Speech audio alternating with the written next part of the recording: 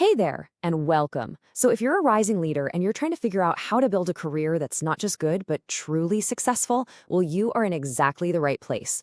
We're about to break down two incredibly powerful and really different ways to think about getting ahead.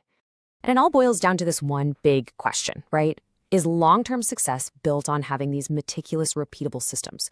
Or does it come from that creative spark, that passion to just chase down new ideas? Are you building a system, or are you chasing a spark? All right, think of me as your career coach for the next few minutes. Here's our game plan. First, we're going to meet our two mentors. Then we'll see how they handle daily decisions, what they think an entrepreneur's first move should be, how they look at failure, and, this is the best part, two killer habits you can start using like today. Okay, let's get into it. We're going to explore two very different philosophies for success, and we'll do it by looking at two guys who have achieved absolutely incredible results, but in completely opposite ways. First up, we've got Ray Dalio.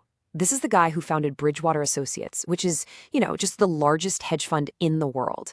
We're talking about $160 billion under management. And he literally started it out of his two-bedroom apartment. His entire life is built on a super methodical, systematic approach to everything. And this slide right here, this is the core of it all. On one side, you've got Ray Dalio, who we're going to call the architect.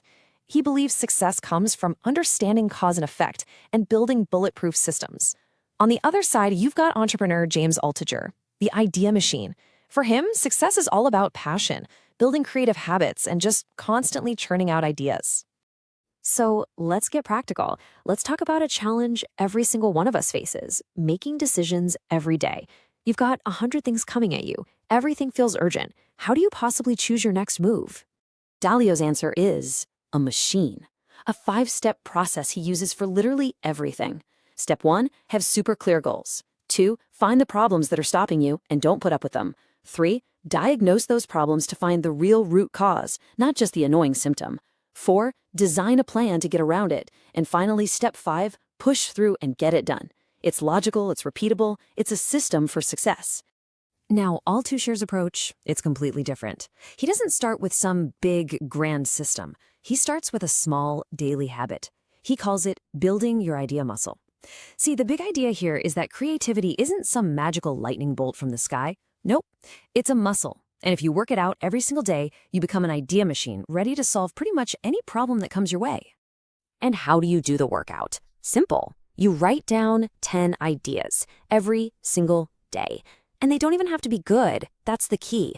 The goal is quantity, not quality. Ideas for businesses, ideas for books, ways to make your partner happy, anything. It's about training your brain to see possibilities everywhere. The truly great ideas, they're just a side effect of the daily practice. Okay, so what about the next huge challenge? Starting something brand new. You're an entrepreneur, you've got a blank slate. What's your first move? Where do you even begin? For Dalio, the architect, an entrepreneur's number one job is to be the designer of the business machine. You have to think about the systems, the people, the culture, the workflow from the very beginning. You're not just making a product, you are building a fine-tuned machine that can pump out amazing results over and over again. Altucher's advice, it could not be more different. He'd say, forget the perfect plan. Your first move is just to move. Start executing on as many of your ideas as you possibly can. Don't fall in love with just one. He believes that if you just take action and keep experimenting, the right idea will eventually rise to the top. It'll almost choose you because it's the one that starts working. And of course, whether you're building a system or just trying out a ton of ideas, one thing is guaranteed. You are going to fail. It's totally inevitable. The real question is, what do you do when it happens? Because that changes everything. For Dalio, failure is a signal. He's even got a formula for it. Pain plus reflection equals progress. That feeling, that sting of failure, that's critical data. It's screaming at you that something in your machine is broken. Your job is to stop, reflect on that pain, find the root cause, and then fix the system. Failure isn't the end. It's just part of the process of getting better. So for Dalio, it's really that simple. Failure is just feedback. The mistake itself isn't the real problem. The real problem is not learning from it. Successful people have just gotten really, really good at turning those painful moments into principles so they never make that same mistake twice. Altucher, on the other hand, wants you to just throw the word failure out the window. He says it's basically a myth. It's just a negative label we slap on an outcome we didn't expect. So instead, think of every failure as an experiment. It's just data, it's a new beginning, a chance to take what you learned and try the next thing. This mindset totally strips away the heavy emotional baggage and just makes it a normal part of being creative. So we have the architect and we have the idea machine. How do we actually use this stuff? How do we take these big ideas and turn them into something we can do every day? Let's boil it all down into 2 simple habits for real long-term growth. Habit number 1 comes from Dalio. Systemize your decisions. Now, this doesn't mean you have to become a robot. It just means you should start developing your own principles. When you face a tough spot, think it through, decide how you want to handle it, and then write it down. Over time, you build your own personal playbook for making smarter, more consistent decisions. And habit number 2 comes from All Tutor. You guessed it. Exercise that idea muscle every single day.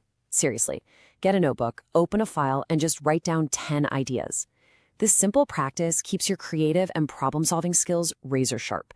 It means that when you actually need a great idea, your brain is already warmed up and ready to go. And that brings it all back to you.